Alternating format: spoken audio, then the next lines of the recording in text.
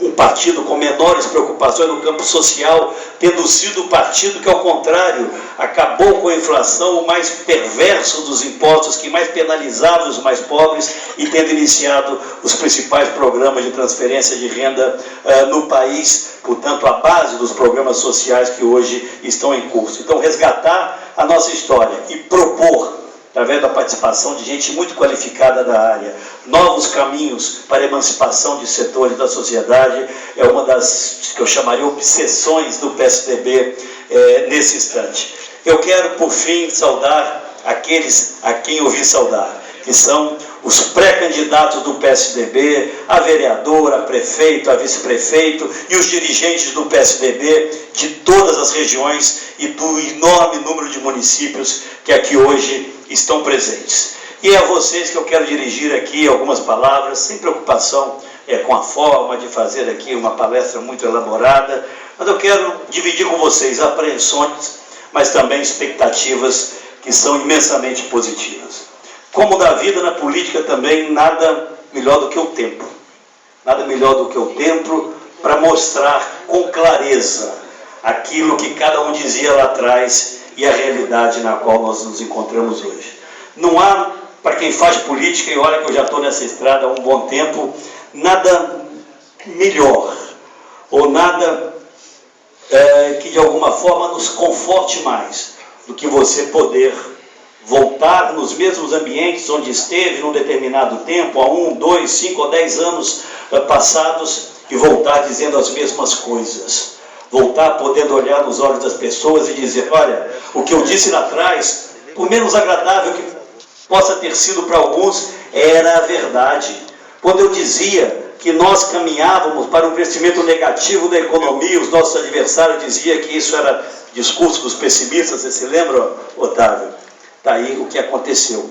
Quando nós dizíamos que era preciso um enfrentamento pelo Banco Central mais firme da inflação, porque ela estava saindo de controle, e aqueles que governavam, então candidata, dizia mais uma vez que isso era terrorismo da oposição.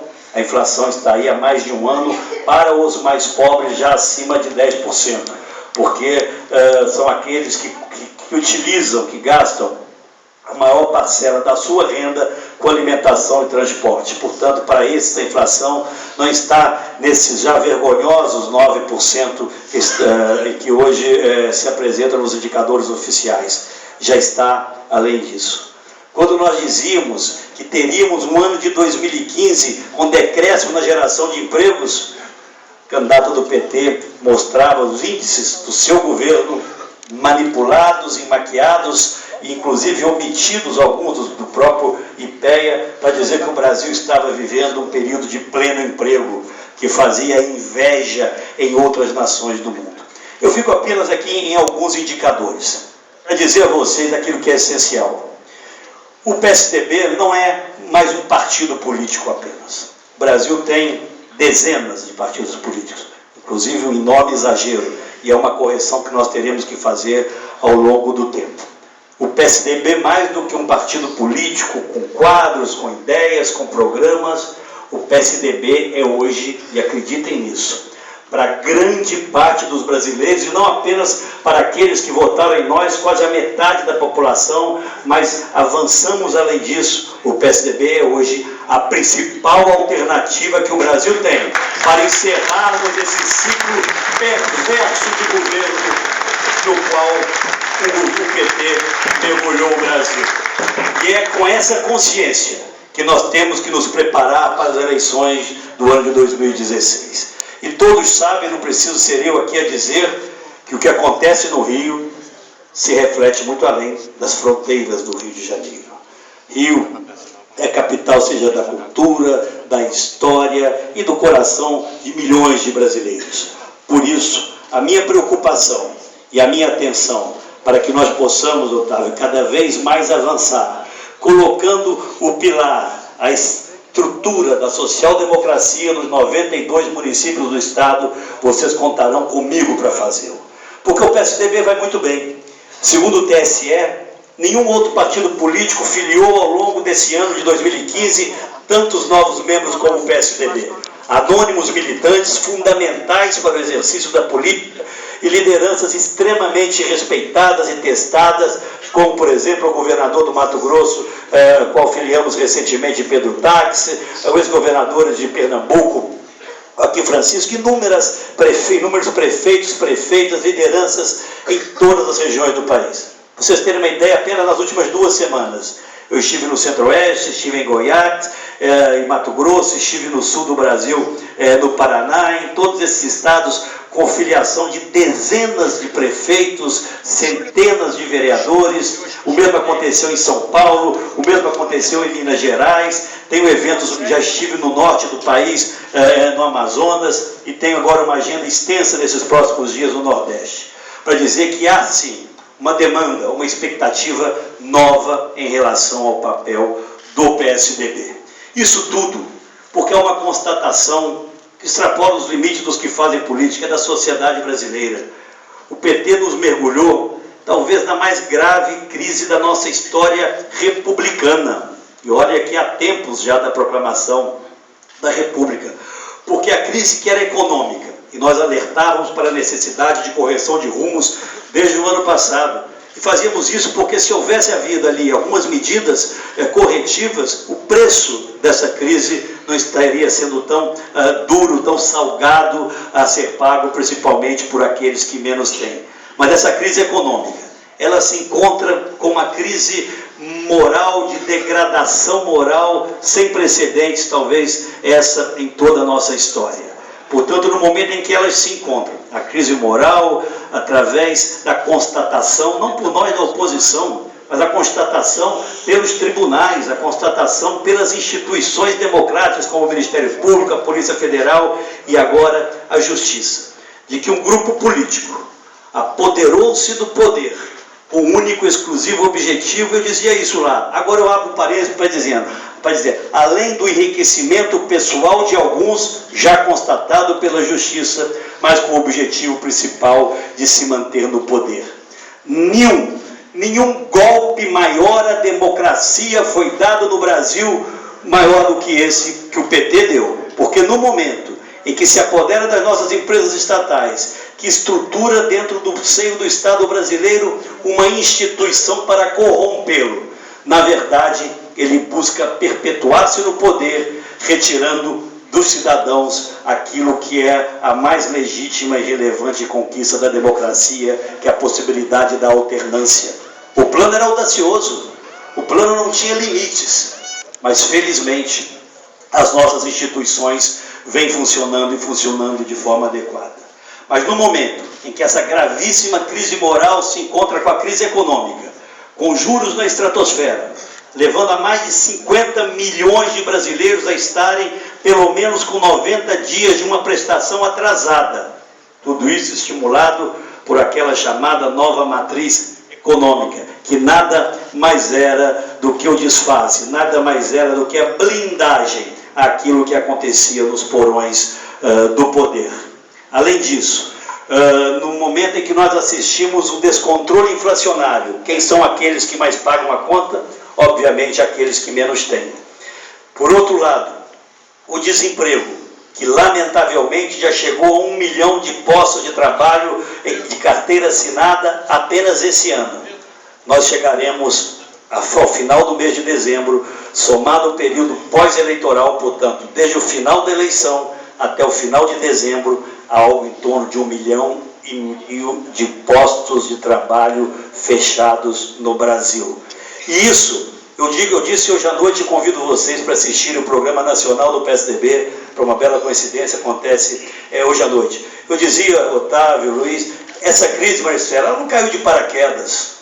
Ela não aconteceu porque, como gosta de dizer a presidente, mentindo mais uma vez, nós vivemos as consequências de uma gravíssima crise econômica que tomou conta do mundo.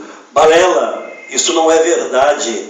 Outras economias importantes do mundo estão se recuperando e o Brasil vem exatamente na contramão do que acontece em inúmeras economias do mundo, inclusive economias emergentes. Eu talvez aí faça uma ressalva para a Rússia, que tem uma economia em grande parte dependente de um setor apenas, que é de óleo e gás, e vive uma guerra territorial que vocês acompanham e, obviamente, tem crescido menos que o Brasil. Fora isso, os indicadores do Brasil são os piores, entre, inclusive, as nações emergentes. Mas essa crise, que era econômica, era moral, se transformou numa crise social. E esse, meu amigo, minha amiga, caro Sol, essa é uma característica dos regimes populistas em todo o mundo. Quando eles se fragilizam, e a Venezuela aqui talvez seja o retrato mais claro do que vem acontecendo, ou começa a acontecer no Brasil. Quando eles começam a se fragilizar, qual é o discurso? Nós contra eles. Separação de classes. Olha, os nossos adversários defendem as elites e nós defendemos os mais pobres. Sabendo eles que os principais prejudicados pelas ações populistas, e o Brasil percebe isso, sente isso hoje no dia a dia, são exatamente os mais pobres, aqueles que no discurso eles dizem defender. Exatamente os mais pobres hoje são aqueles que estão sendo chamados para pagarem a parcela mais cara e mais dura desse ajuste.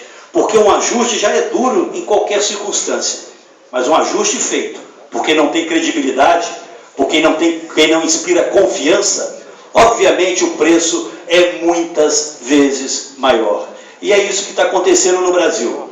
Um governo que acha que governa, mas já não governa mais. O presidente Fernando Henrique disse ontem, e eu concordo com ele, a presidente Dilma já não governa, ela é governada. E agora, quando ela tinha a oportunidade de talvez fazer o último gesto que possibilitasse uma mínima sintonia com a sociedade brasileira, que é a solução para a crise, está todo mundo indignado, está todo mundo se sentindo afrontado, lesado no seu voto, mas nós queremos saída. Esse também é o papel do PSDB. E quando ela tem a oportunidade de apresentar para o Brasil um conjunto de medidas que nós já defendimos durante a campanha eleitoral, de enxugamento da máquina, fechamento de cargos de livre nomeação, fechamento de ministérios, nós queríamos acabar com pelo menos metade deles, e ela desdenhava tudo isso. São conquistas históricas. Como vamos acabar com o Ministério A, B, C ou D? Pois bem, ela, temida pelas circunstâncias, sem alternativa, anuncia que vai fazer então a reforma administrativa. E quando se espera que essa reforma administrativa tenha como consequência aquilo que é o desejável e é o lógico, o razoável, a requalificação da máquina pública, gente de qualidade, que conheça do ramo, para poder tocar e conduzir as ações de políticas públicas do governo, na educação, na saúde, na infraestrutura, o que se vê? Uma presidente de cócoras para o Congresso Nacional, aceitando imposição de nomes que nem de longe se aproximam daquilo que seria necessário para conduzir áreas essenciais à vida de cada um de vocês, de cada um de nós, como, por exemplo, a saúde. Então, a forma como a presidente da República põe e dispõe dos cargos públicos, talvez seja, dentre todas as mais recentes, a sinalização mais clara de que ela não tem mais condições de conduzir o Brasil à superação dessa crise. Essa não é uma opção a ser escolhida pelo PSDB. Agora há pouco eu dava uma entrevista e me perguntavam, mas o impeachment, o PSDB é a favor ou contra? Olha, o PSDB é a favor que se cumpra a lei. O PSDB buscará uma saída para essa gravíssima crise limitada pelo que prevê a Constituição. Não somos nós que vamos escolher, por mais que a vontade de tantos brasileiros seja de ver esse governo substituído por um outro. O que vai decidir o desfecho dessa crise é a Constituição, são as instituições. O nosso papel, enquanto maior partido de oposição no Brasil, é garantir, em primeiro lugar, que os tribunais trabalhem, façam o seu trabalho, julguem as denúncias que ali estão, sem sofrerem qualquer tipo de constrangimento. Isso vale para o Tribunal de Contas da União, que dentro de 10 dias estará votando o parecer que confirma ou não, me parece que confirmará porque as evidências saltam à luz dos olhos, de que a presidente descumpriu a lei de responsabilidade fiscal, gastando sem autorização do Congresso Nacional, submetendo os bancos públicos ao financiamento do Tesouro, que é vedado claramente na lei de responsabilidade fiscal. Com que objetivo?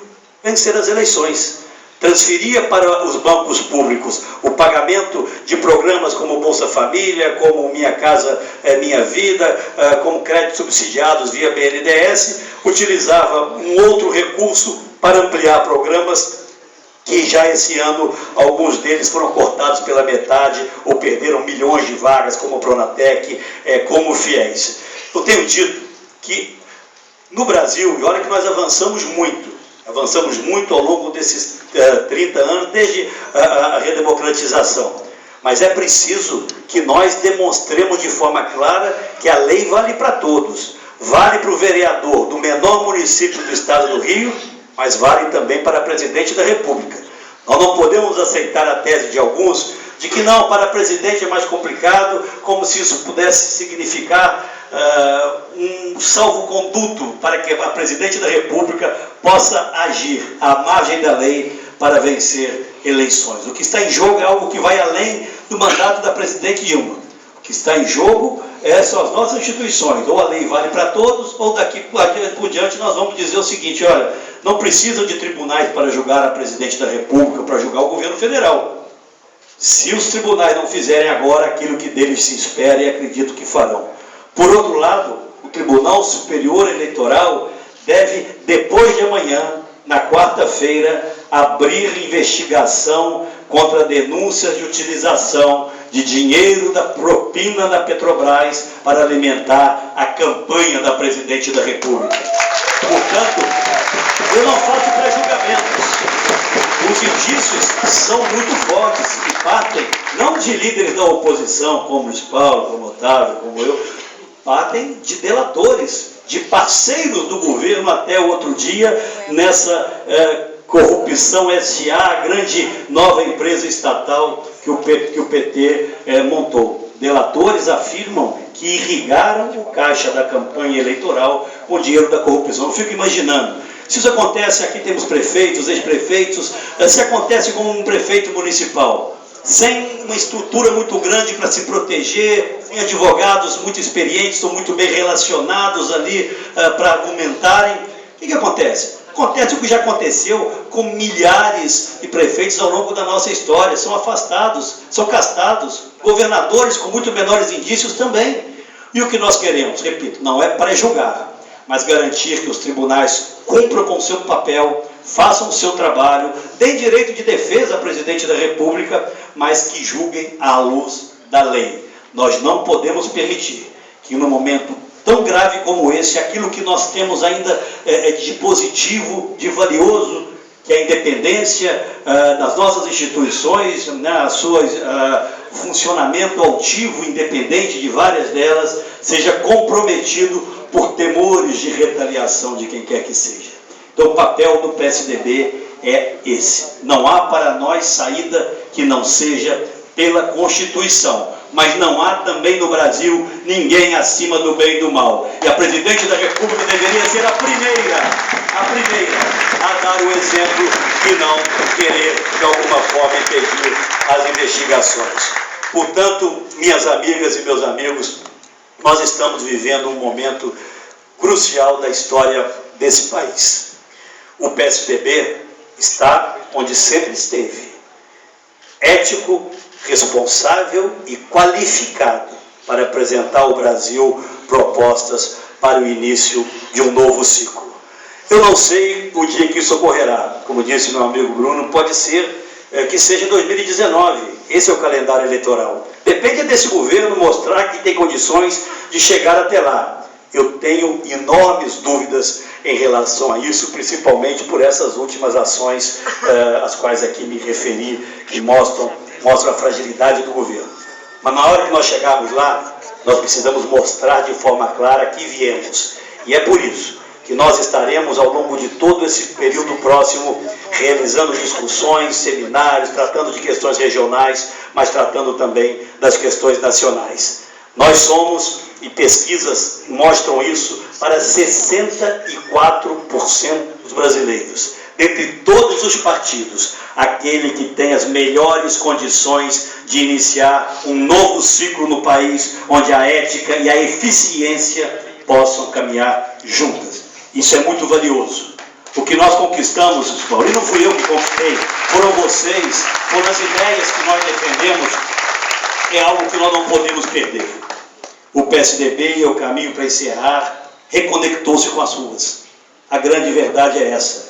O PSDB, a partir das últimas eleições e de eventos que vieram depois dela, e pela queda da máscara desse governo, né, a máscara da mentira, a máscara da manipulação de dados, cada vez mais o PSDB se afirma como essa alternativa, em especial para os mais jovens.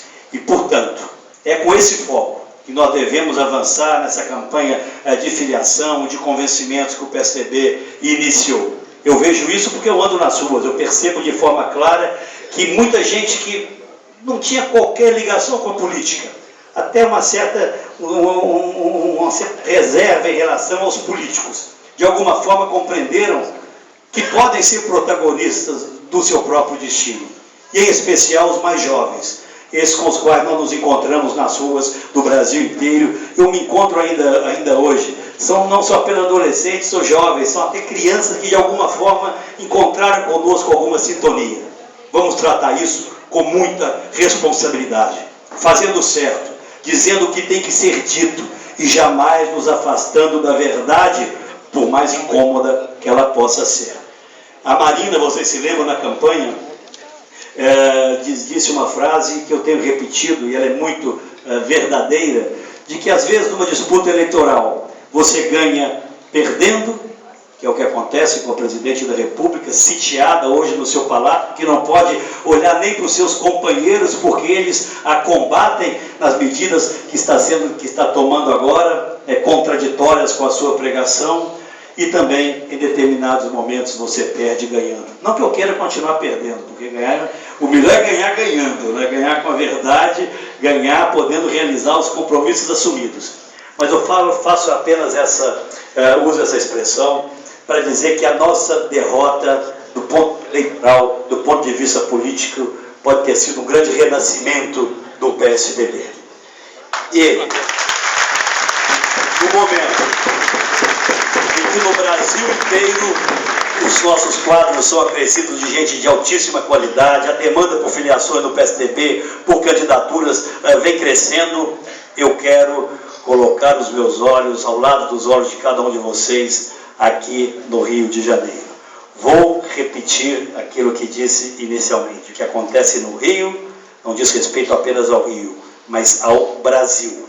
Portanto, com os quadros que nós temos, com a coragem e a coerência das nossas manifestações, porque nós não precisamos mudar o nosso discurso de antes da eleição para depois da eleição.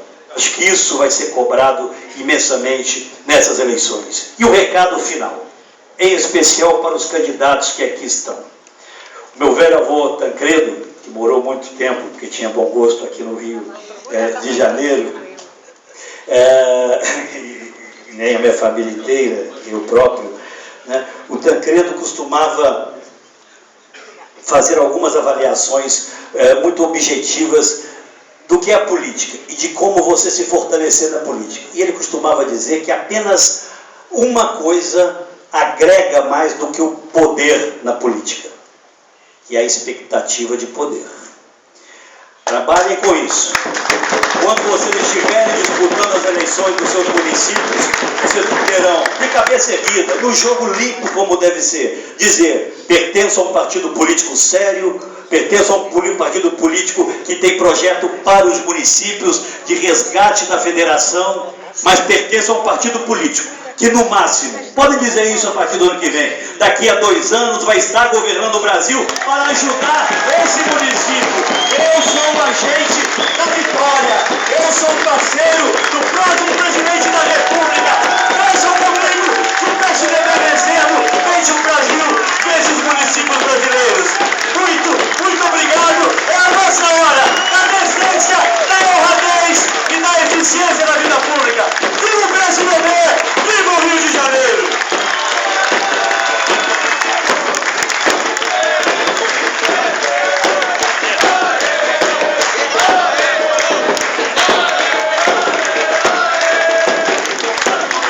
Vamos organizar aí para tirar as fotos. Não é obrigado não, viu, gente? Vai ter quiser, tem uma meia horinha, vamos lá que organizando dá para mão no dia.